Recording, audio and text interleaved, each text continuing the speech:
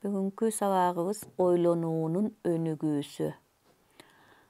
Ойлоо адам психологиясында эң негизги проблемалардын бири болуп саналат. Ойлоо адамга даяр түрүндө берилбейт. Ал таанып билүүнүн негизинде пайда болот. Калыптанат жана өсөт. Айлана чөйрөнүн таасири, тарбия, билим, ойлонуунун негизги булагы. Бизди курчап турган чөйрөнүн объективдүү чындыгын үйрөнүү, кабыл алуу, сезүү процесстеринен ойлоо процессине өтөт. Ойлоо адам курчап турган чөйрөнү таанып билүүдөн болот. Ойлоо аркылуу адамдын жашоосу кабыл алынып, көңүл буруп, ар түрдүү жаңы аракет жана карым катнаштык татаал процесс пайда кылат. Мисалы, мектепке чейинки мезгил аны курчап турган адамдар дүйнөсүн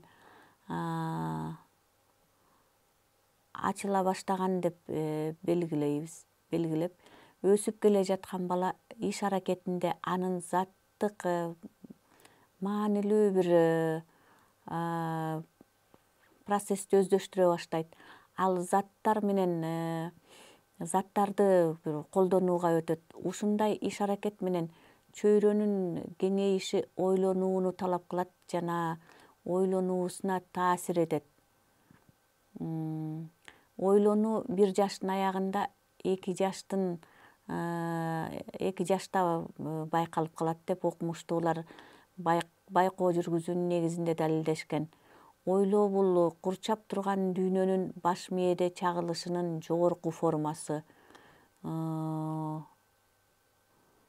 Ойлоого гана тиешелүү болгон татаал процесс болуп эсептелинет. Ойлоо 2 түрдүү жол аркылуу ишке ашат. Түздөн түз, анан кыйыр түрдө. Түздөн түз ойлонууга таасир берүүчү процесстер сезүү, кабыл алуу, жыттап же болбосо кол менен кармоо сыяктуу. Ал эми кыйыр түрүндө болсо, сезүү органдарына көз карандысыз кандайдыр бир кошумча методдордун жардамы менен аныкталат. Логикалык ой жүгүртүү аркылуу жаратылыштын закон ченемдүүлүгүн ачуу, окуу, билим алуу, ойлоо процессинин ишке ашуусуна баш мээнин баардык катмарлары катышат. Бул ойлоонун физиологиялык негизи болуп эсептелет. Ойлоо процессинин дагы бир физиологиялык өзгөчөлүгү ойлоо баштын чоң жарым шарынын аналитикалык, синтетикалык, татаал иш аракеттери менен байланышкан. Сырткы дүүлүктүргүчтөрдүн таасири астында пайда болуучу закон ченемдүүлүк мындай психикалык көрүнүш ойлонуунун физиологиялык негизи болуп саналат. Баш мээнин кыртышынын ар бир бөлүкчөлөрүнүн иш аракеттери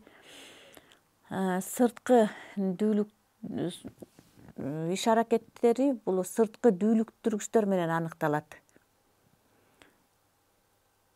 Ошол бөлүкчөлөр козголгондо нервтик чыныгы байланыштар чагылдырылат.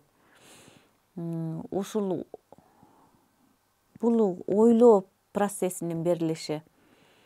Ойлоо башка психикалык процесстердей эле баш мээнин азыгы, продуктусу болуп эсептелинет. Эгерде баш мээ кырсыкка учураган убакта ойлоо жүрүшү начарлайт. Же таптакыр жоготуп, ойлоо тарбияга, окууга, адамдын кичине кезинен калыптануусуна муктаж. Себеби социалдык табиятка да байланыштуу. Ойлонуу ымыркай 1 жаштагы кезден деп белгилегендей, бала өсө баштагандан баштап анын таанып билүүсү өрчүйт. Баланын жашы өсүп, иш аракет, чөйрө татаалдангандыкка байланыштуу ойлорунун көрсөтмөлүү аракеттенүүсү да өсө баштайт. Ар кандай заттарды, оюнчуктарды кармалап көрүү менен бала иш аракеттерди өздөштүрүп, заттардын касиетин таанып, билип, жөнөкөй аракеттерди аткарууга үйрөнө баштайт. Бул жасалган аракеттер айлана чөйрөгө мамиле ойлонуунун алгачкы формасы болуп эсептелет.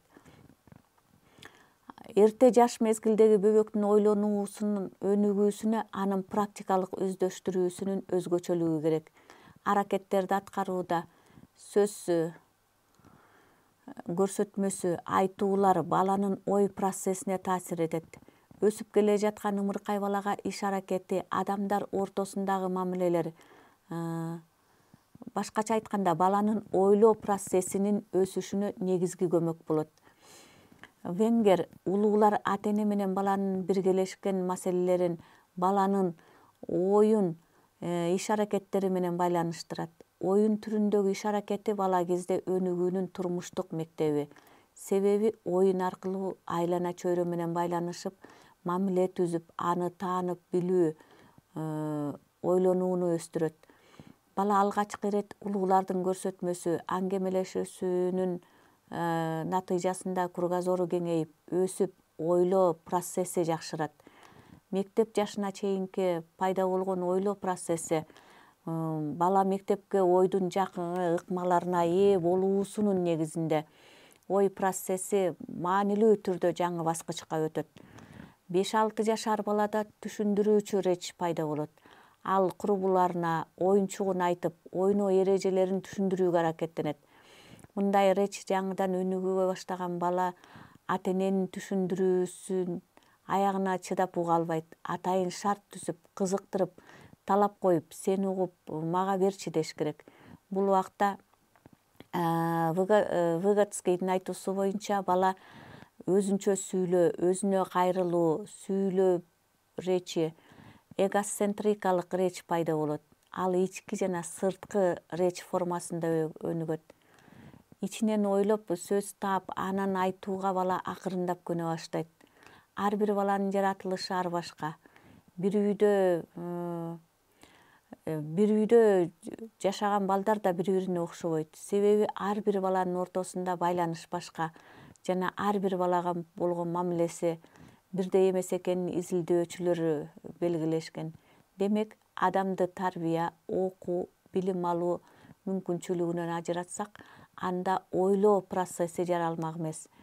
Анда адам айбандан айырмасы жок болуп калмак.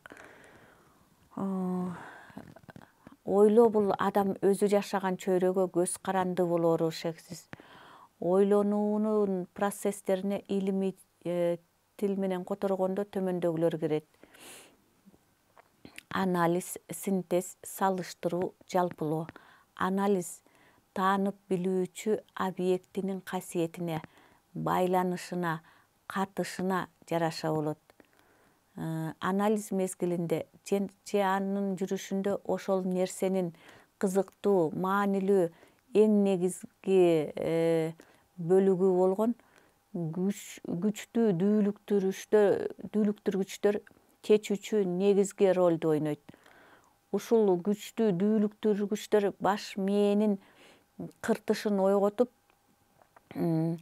ойлонууну пайда кылып, ошол эле мезгилде кээ бир мээ кыртышындагы мээ кыртышындагы бир дүүлүктүргүч болуп эсептелген айрым касиеттерин тормоздоп салат. Синтез анализде бөлүнгөн компоненттердин толук биригиши. Бул процессте объекттин бөлүнгөн элементтерин бириктирүү, туташтыруу жүрөт. Буга анализ менен синтез процесстеринин ортосунда салыштыруу процесси кирет. Салыштыруу курчап турган чөйрөнү билүүнүн алгачкы этабында түрдүү салыштыруу жол менен таанылат.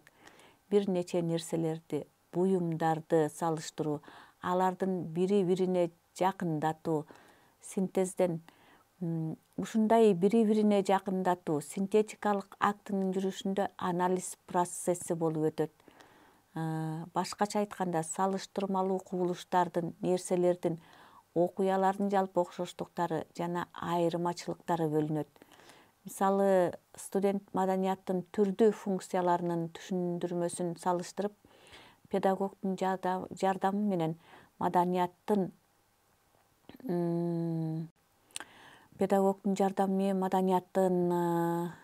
жалпы толуктайт. Ошентип ушундай бир салыштырууларга алып келет. Жалпылоо касиети, жогоруда биз анализ, синтез, салыштырма сыяктуу ойлонуу процессиндеги жыйынтыктоого алып келет. Ойлоо тил менен тыгыз байланышта. Себеби адам ойлонуудагы жыйынтыгын сөз аркылуу билдирет. Бул адамдын жаныбарлардан айырмачылыгы. Ойлонуунун түрлөрү ар кандай шартка байланыштуу. Ошондой эле ар бир адамдын жекече ойлонуусу бар. Ойлонууну балалык чактан баштап алгач көрсөтмөлүүлүк аракеттик ойлонуу болот.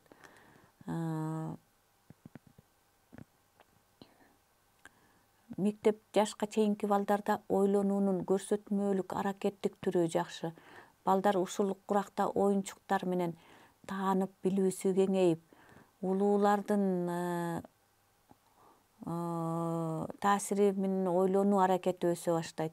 Ойлонуусун өстүрүү үчүн ата энеси, ага эжелери деги эле улуу адамдар балдарга туура түшүндүрүп, алардын таанып билүү, ойлоо сезимдерин өстүрүүгө көмөкчү, жардамчы болуш керек. Себеби балдар ушул мектепке чейинки мезгилде көп нерсеге кызыгышат, көп суроолорду жаратат, көп жоопторду күтүшөт, аң сезимдүүлүгү өсө баштайт. Ошондуктан балдардын ойлонуусунун касиеттери туура калыптануусуна катышуусу абадай керек.